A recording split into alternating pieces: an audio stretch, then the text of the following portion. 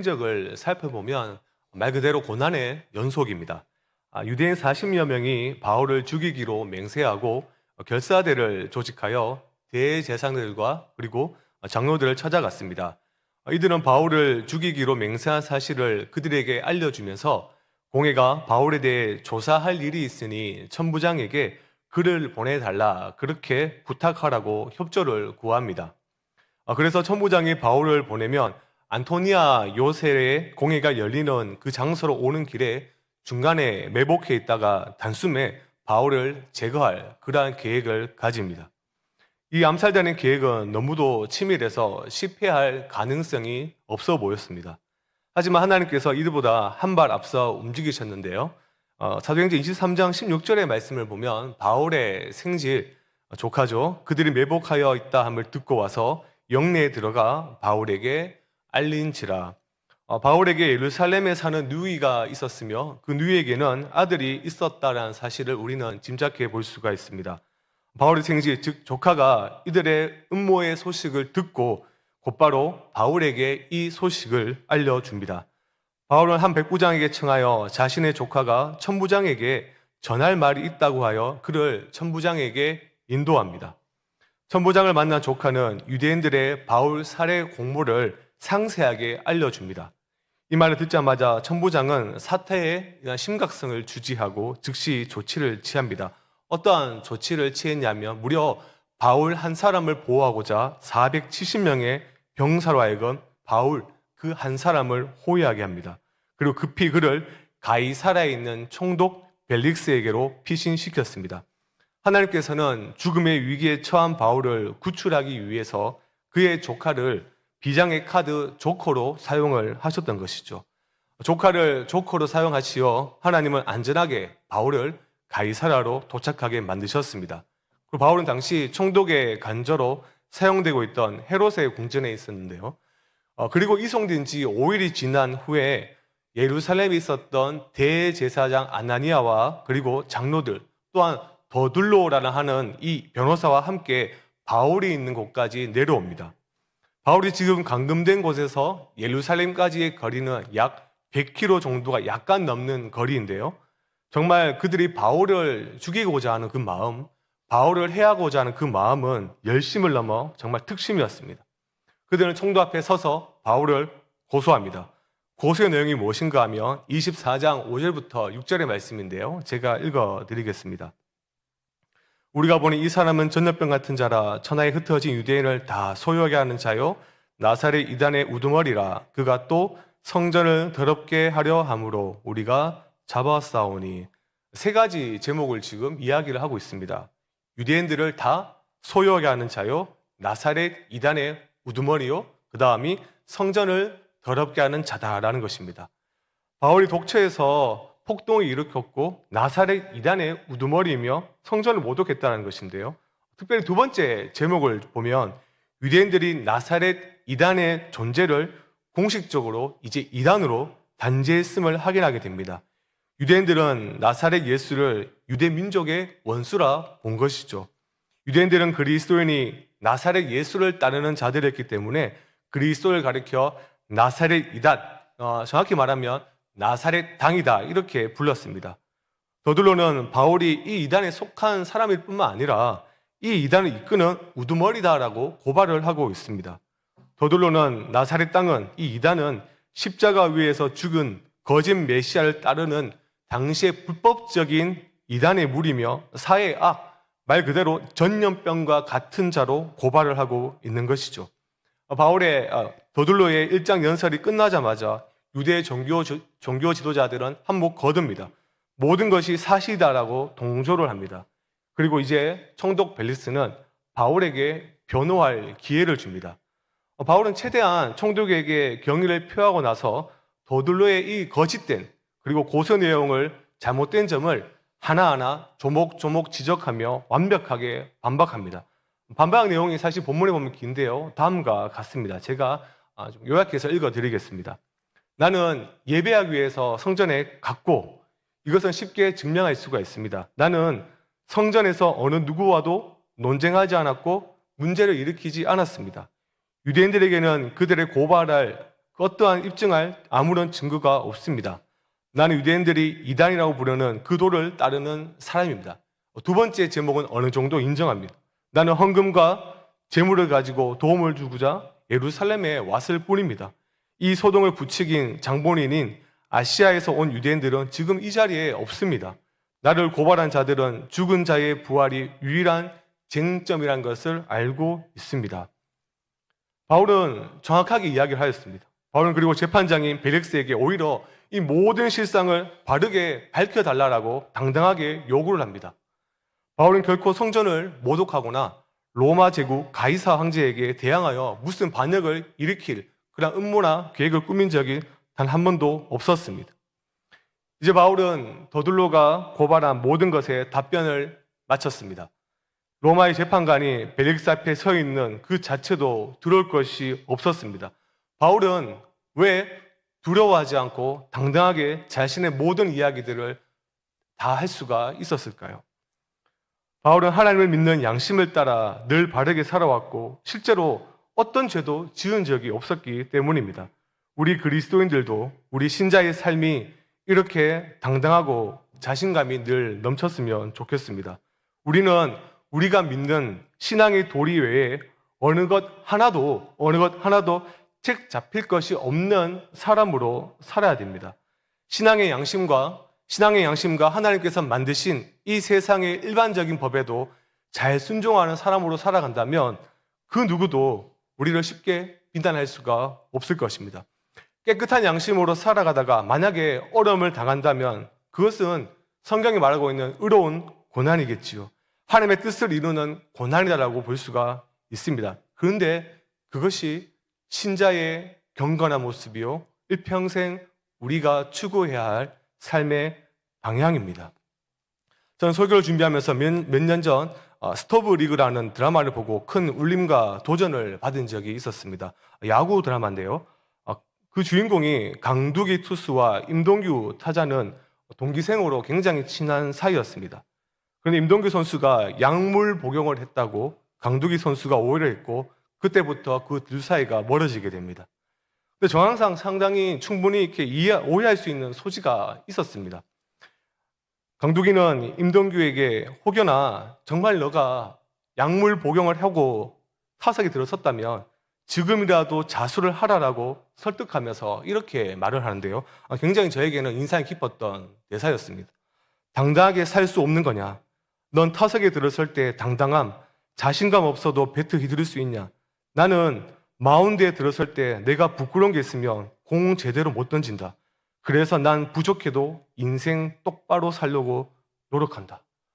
결론부터 말씀드리면 임동규는 약물 복용을 하지 않았습니다. 원전 도박을 해서 양심에 찔려 괴로워한 것뿐이었고 결국 이 강두기 선수 때문에 자수는 하긴 합니다. 강두기 선수는 야구 선수로서의, 프로 선수로서의 최소한의 자존심을 지키고 명예롭게 살자, 그렇게 선수 생활을 이어가자라고 설득을 한 것이죠. 바울은 목회자이면서 선교사 이전에 신자로서 명예로운 삶, 신자의 양심에 근거하여 올바른 삶을 살았습니다. 이전에 살펴보았던 에베소 장로들과 작별할 때 어떻게 얘기했습니까? 내가 아무리 은이나 금이나 의복을 탐하지 아무의 은이나 금이나 의복을 탐하지 아니하였고, 그리고 데살로니가 교회를 향해서 어떻게 얘기했냐면 너희도 알거니와 우리가 아무 때에도 아첨하는 말이나 탐심의 탈을 쓰지 않은 것을 하나님이 증언하시느니라. 그리고 고린도를 향해서 이렇게 얘기합니다. 우리는 아무에게서도 불의를 행하지 않고 아무에게도 해롭게 하지 않고 아무에게서도 속여 빼앗은 일이 없노라. 물론 털어서 먼지 안 나는 사람은 단 한 사람도 없습니다. 그럼에도 불구하고 신자의 삶의 윤리성은 믿지 않는 사람보다 더 탁월해야 됩니다. 그런 삶이 굉장히 힘들고 피곤한 삶이지요. 또 긴장되는 삶이지요. 하지만 신자는 그렇게 살아가야 됩니다. 우리가 믿는 신앙의 도리 외에 어느 것도 책 잡힐 것이 없는 경건한 신자의 삶을 우리는 다 살아가야 됩니다. 벨릭스의 모습 우리가 이제 살펴볼 건데요. 벨릭스의 모습은 경건한 자의 태도와 정반대되는 모습을 우리가 확인을 할 수 있습니다. 양측의 변호를 다 들은 이 벨릭스는 재판의 결론을 내려야 됩니다. 그런데 벨릭스는 교묘하게도 이 어려운 판결을 빠져나갑니다. 22절의 말씀을 보면요, 벨릭스가 이 도에 관한 것을 더 자세히 아는 고로 연기하여 이르되 전부장 루시아가 내려오거든 너희 일을 처결하리라 하고, 벨릭스는 이미 이 판결을 하기 전에 약 6년 정도 유대 총독을 하고 있었습니다.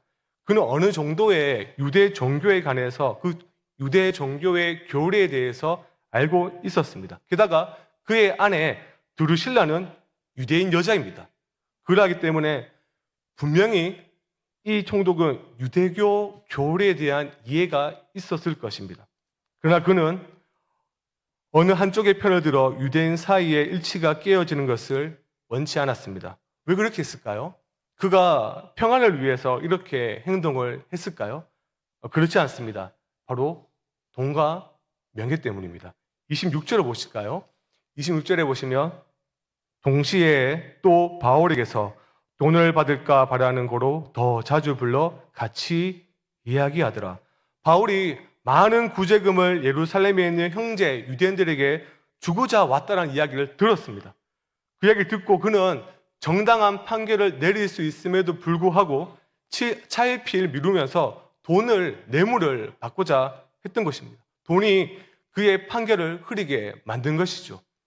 그리고 27절에 보시면 이태가 지난 후 보르기오 베스도가 벨릭스의 소임을 이어받았으니 벨릭스가 유대인의 마음을 얻고자 하여 바울을 구류하여 두니라. 그는 바울에게서 뇌물을 받았고 또 한편으로는 그를 고발한 유대인들의 마음을 얻고자 하여 바울을 2년이나 넘게 구류해 두었습니다. 어디서나 어떤 장소에든지 누구를 만나든지 올바른 양심에 따라 살아가던 바울의 모습과는 너무나 대조되는 모습입니다. 돈과 명예를 얻고자 하는 벨릭스의 모습이 우리의 모습은 아닌지 우리는 깊이 생각해 봐야 됩니다. 물론 아니겠지요. 하지만 벨릭스의 모습이 우리의 삶의 방향성, 목표성이 아닌지를 우리는 점검해 볼 필요가 있습니다. 돈과 명예를 사랑하는 삶은 절대로 경건한 삶을 살 수가 없습니다. 돈과 명예, 권력은 경건의 가장 큰 적입니다. 이것은 하나님을 멀리하게 만듭니다. 스토아파 철학자인 에피테토스가 이런 명을 남긴 적이 있습니다. 돈과 쾌락, 명예를 사랑하는 자는 다른 사람을 사랑할 수가 없다. 이 말을 신앙의 관점에서 조금 수정하면 진리의 말이 됩니다.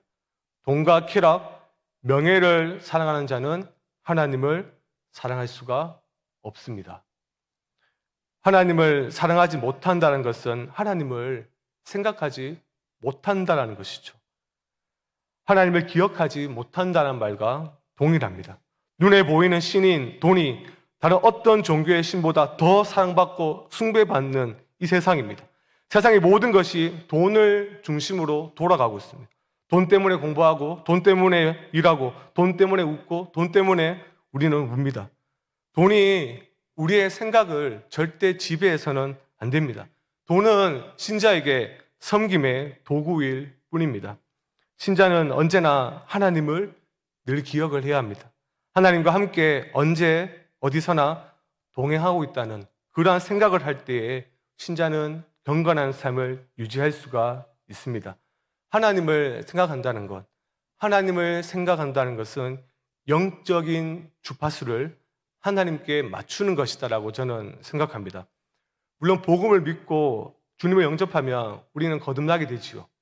새로운 사람이 됩니다. 그러나 이후에 우리의 삶이 영적인 주파수를 복음에 맞추지 않는다면, 하나님께 맞추지 않는다면 다른 인생의 철학이 계속해서 우리의 마음을 주장하고 장악하려고 할 것입니다. 다른 가치관과 세계관이 끊임없이 우리의 생각을 지배하고자 할 것입니다. 그러니 우리는 언제나 하나님을 기억해야 됩니다. 이어서 25장부터 말씀을 살펴보게 될 건데요. 벨릭스는 아무 죄도 없는 바울을 무려 2년간 옥에 가두었습니다. 그리고 나서 자신의 후임자인 보르기오 베스도가 가이사라로 왔을 때 그에게 미결수 바울에 대한 재판 사건을 떠넘기고 다른 임지로 떠나가 버렸습니다. 베스도가 총독으로 부임한 지 3일 만에 신임 발령 인사차 그는 예루살렘으로 올라갑니다. 그리고 유대인 지도자들을 만납니다. 신임 총독을 만나자 유대인 지도자들은 지난 2년간 미결 사건으로 남아있던 누구의 문제입니까? 사도 바울의 문제를 다시 한 번 더 제기합니다. 그들은 바울을 고소하면서 전임 벨릭스 총독이 우리에게 호의를 베풀어 준 것처럼 신임 총독 당신도 자신들에게 호의를 베풀어 바울의 재판을 이곳 예루살렘에서 열어달라라 이렇게 부탁을 하고 있습니다. 사실 이러한 부탁에 이러한 목적에는 아주 무서운 의도가 담겨져 있었습니다. 25장 3절 하반절의 말씀인데요. 이는 길에 매복하였다가 그를 바울을 죽이고자 함이더라. 이 의도를 지도자는 바로 베스도는 알 수는 없었을 것입니다. 그러나 하나님께서 그의 배후에 역사하셔서 바울이 지금 구류되어 있는 가이사라에서 재판이 열리게 되었습니다. 2년 동안 아무런 재판도 받지 않고 구금 상태에 있던 바울은 다시 재판정에 소환되어 신문을 받게 됩니다. 그가 나오자 총독과 함께 내려온 유대인들은 이전과 똑같은 짓을 합니다. 이것저것도 있지도 않는 5만 가지 제목들을 끌어다가 바울을 다시금 고발하고 있습니다. 하지만 유대인들은 그렇게 목청을 높여 고발하는데 입증할 증거는 하나도 제시하지 못했습니다. 유대의 종교 지도자들이 이러한 고발이 끝나자 이전과 같이 바울은 자신을 변호합니다. 25장 8절의 말씀을 보실까요? 바울이 변명하여 이르되 유대인의 율법이나 성전이나 가이사에게나 내가 도무지 죄를 범하지 아니하였노니라 하니, 바울은 유대인의 율법을 범한 적도 없고 그 다음에 성전을 모독한 적도 없다라고 말하고 있습니다. 로마 황제의 가이사를 대항하여 소요를 일으킨 적도 없다라고 말하고 있습니다. 자신의 결백을 주장하고 있습니다. 베스도는 양쪽의 고소와 변호를 다 듣고도 판결을 내리지 못합니다.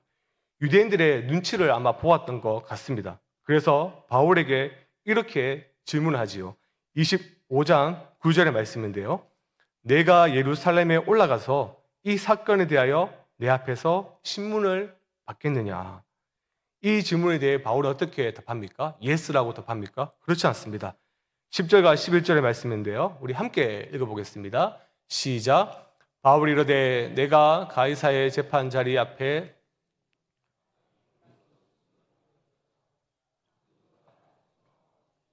내가 유대인들에게 불의를 행한 일이 없나이다. 만일 내가 불의를 행하여 무슨 죽을 죄를 지었으면 죽기를 사양하지 아니할 것이나 만일 이 사람들이 나를 고발한 것이 다 사실이 아무도 나를 그들에게 내줄 수 없나이다. 내가 가이사께 상소하노라 한데, 총독의 제안을 뿌리치고 거부하고 로마 황제 가이사에게 상소했습니다. 아시다시피 바울은 로마 시민권자입니다. 당시 로마 시민권을 소유한 자는 적지 않은 특권을 누렸는데요. 그 특권 하나가 무엇인가 하면 자신이 지방 재판에서 불리한 신문과 판결을 받을 그러할 위험이 있다라고 판단될 때 로마 황제 가이사의 법정에 호소할 수 있는 권한이, 그러한 권리가 바로 로마 시민권자들에게 가지고 있었던 것입니다.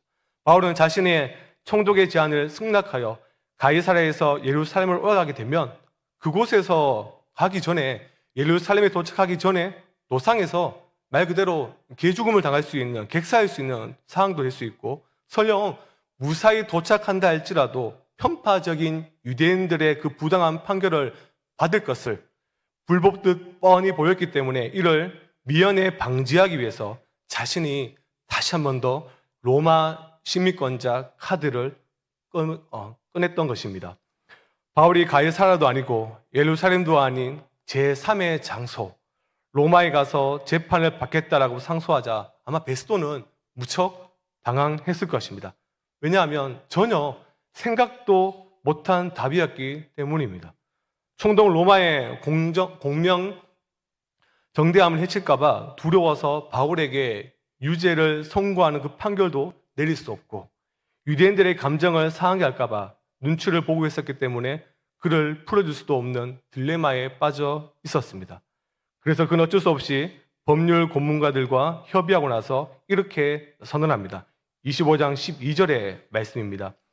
베스도가 배석자들과 상의하고 이르되 내가 가이사에게 상소하였으니 가이사에게 갈 것이라 하니라. 베스도 앞에서 속게된 바울의 심판 재판이 총독이 생각했던 것과는 전혀 다른 방향으로 전개되는 것을 살펴보면서 우리는 무엇을 깨달을 수가 있을까요? 우리의 인생들의 운명의 키를 하나님께서 쥐고 계신다라는 사실입니다. 사람이 마음으로 계획할지라도 그의 한 걸음 한 걸음 인도하시는 이는 여호와 하나님이십니다. 겉보기에는 막강한 건세를 가지고 있는 베스도나 그 배후에서 막강한 영향력을 행사하는 유대인 지도자들이 아무 힘없는 이 제수, 이 바울을 자신들이 마음먹은 대로 예루살렘으로 몰고 갈 수는 있었겠지만 실제로 사도 바울의 인생의 핸들을 쥐고 계신 드라이버는 하나님이셨습니다. 하나님은 자신을 알지 못하는 베스도를 통해 바울의 최종 행선지인 로마로 가는 쪽으로 인도하고 있습니다. 이 세상의 통치자와 건세자들은 단지 하나님의 뜻을 이루는 도구와 방편에 불과하지 않습니다. 결국 베스도도 하나님의 뜻에 협조할 수밖에 없는 운명이었던 것이죠.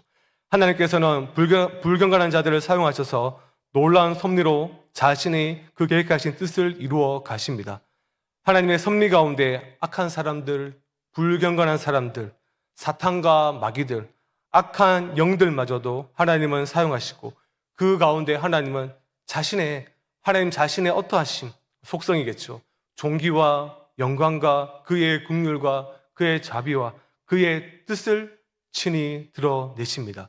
특별히 하나님은 그 자신의 뜻을 놀랍고 형언할 수 없는 방법으로 이루어 갈 때가 참으로 많으십니다. 바울을 향한 하나님의 뜻과 하나님이 바울을 향한 그 계획이 무엇이었습니까? 사도행전 23장 11절의 말씀이죠. 그날 밤에 주께서 바울 곁에 서서 이르시되 담대하라.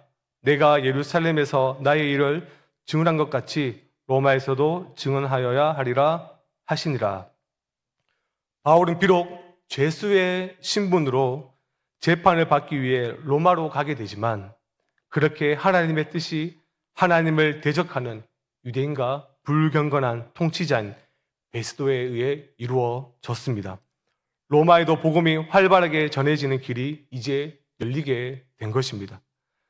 바울은 자신이 무려 2년이나 감금되어 있으면서 로마의 복음을 전하는 것이 이제 어렵겠구나.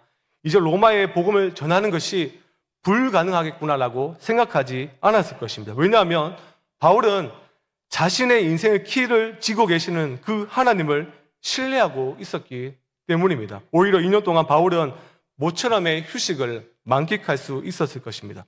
3차에 걸친 선교 여행의 피로를 풀라고 하나님께서 그에게 장기 특별 휴가를 주신 거라 그는 믿었고 그는 조금도 조급해하지 않았습니다. 그리고 다시 제기된 재판을 통해 하나님께서 악한 유대인들과 베스도를 통해 하나님이 일하시는 하나님 당신이 계획하신 바대로 인도하심을 바울은 믿음의 눈과 귀로 보고 들었습니다. 사랑하는 성도 여러분, 우리의 인생의 키를 쥐고 계시는 하나님을 믿는 신앙의 안목이 있어야 합니다. 이러한 안목이 있을 때 우리 인생에 주어진 참으로 어려운 숙제와 복잡한 문제 속에서도 결국 온전히 하나님만을 신뢰하고 우리의 인생을 의탁할 수가 있습니다. 하나님의 신실하심과 일하심, 하나님께서 나의 인생을 친히 인도하신다라는 사실을 알고 있는, 이미 경험한 적이 있는 바울은 이후에 어떠한 모습을 보였을까요? 어떠한 삶을 보였을까요? 그 삶이 우리에게 오늘 교훈이 됩니다. 다시 본문으로 돌아봅시다. 13절과 27절의 말씀을 보면 베스도는 고민에 빠져 있습니다. 단 한 가지의 고민인데요. 그게 무엇인가 하면 바울을 로마 황제 가이사에게 보내기는 보내야 되는데 제목이 없다는 것입니다. 분명히 제목이 있어야 하는데 제목이 없으니 난처한 입장에 지금 처해 있습니다. 때마침 그때 아그리빠 왕과 버니게가 찾아옵니다. 베스도는 그들에게 조언을 구합니다. 그 조언을 듣고 아그리빠는 바울에게 관심을 가집니다. 우리가 다음 주에 살펴볼 말씀인데요. 26장 3절을 보면 아그리빠는 유대인의 모든 풍속과 문제를 알기에 관심을 가진 것이죠. 그들의 대화가 이루어지고 그 다음날 아그리빠와 버니게가 화려하게 차리고 입고 나왔습니다. 그리고 군 지휘관들과 그의 유지들과 함께 법정으로 들어왔습니다. 베스도의 명령으로 바울도 데리고 옵니다. 세상의 통치자들 앞에 선 바울은 지금 어떠한 모습을 보입니까? 화려한 옷을 입고 위엄과 격식을 갖춘 그 왕들 앞에, 그 자들 앞에서 바울은 전혀 주눅들지 않습니다. 그는 오히려 하나님의 일하심과 통치하심을 말하기 시작합니다. 다음 주에 살펴볼 말씀이겠지만 이 말씀은 너무나 중요합니다. 26장 22절의 말씀인데요. 우리가 함께 읽어보도록 하겠습니다. 시작. 하나님의 도우심을 받아 내가 오늘까지 서서 높고 낮은 사람 앞에 증언하는 것은, 그는 권력자들 앞에서 기죽지도 않고 자신이 체험한 복음의 내용을 더 분명하게 구체적으로 말하기 시작합니다. 얼마나 위풍당당합니까? 하나님의 통치를 아는 신자의 삶이란 저는 이런 모습이라 생각되어집니다. 사랑하는 성도 여러분, 우리가 이 땅에 살아가는 동안에 말씀에 근거하여 신앙의 양심에 맞게 살아가는 것과 더불어 하나님이 우리 인생의 키를 쥐고 있다는 사실을 굳게 믿으며 누구 앞에서나 기죽지 않고 당당하게 복음을 증거하며 살아갔으면 좋겠습니다. 누구의 눈치나 보면서 살아가는 인생이 아니라 진정한 통치자이신 하나님께 도움을 구하며 누구에게나 복음을 증거하고 당당한 모습으로 살아갔으면 좋겠습니다. 코로나 이후 우리는 알게 모르게 세상 사람들에게 눈치를 많이 보며 사는 것 같습니다. 당당함은 온데간데 없고 비난을 받지 않고자 어떠한 액션도 취하지 않습니다. 이전에 많은 교회들이 무례함과 불쾌함으로 복음을 증거한 것은 물론 잘못된 일이지만 또한 반성해야 할 일이지만 그렇다고 해서 우리가 해야 할 일을 안 해서는 안 됩니다. 우리는 이 시대에 올바른 기준점이 되는 양심으로 살아가야 되고 하나님의 통치하심을 믿고 복음을 증거하고 복음을 그대로 살아내면 되는 것입니다. 우리의 실력이 참으로 부족하죠. 우리의 실력이 참 부족하고 연약하지만 우리를 위하여 일하시는 하나님이 계십니다. 그러하기에 어깨를 활짝 펴고 위축된 자세가 아니라 당당하게 우리에게 주어진 일들을 정직하게 성실하게 감당하며 하나님을 더 신뢰하는 믿음으로 살아가는 저와 여러분들 되기를 주님의 이름으로 축원합니다.